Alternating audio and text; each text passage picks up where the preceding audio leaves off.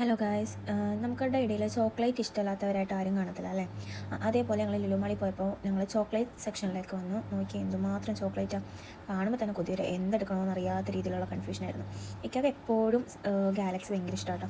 എവിടെ പോയാലും ഗാലക്സി ആയിരിക്കും ആദ്യം നോട്ട് ചെയ്യുന്നത്. എൻ്റെ തന്നിട്ട് ഇത് എടുക്കാമെന്ന് പറയാണ്. അങ്ങനെ ലാസ്റ്റ് ഗാലക്സി ഫ്രൂട്ടാനായിട്ട് എടുത്ത്.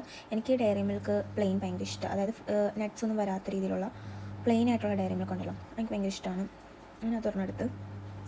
പിന്നെ ഫെറാറോ റോഷർ അത് ഒരെണ്ണം എടുത്തിട്ടുണ്ടായിരുന്നു. അങ്ങനെ അങ്ങനെ 3 ചോക്ലേറ്റ് എടുത്ത്.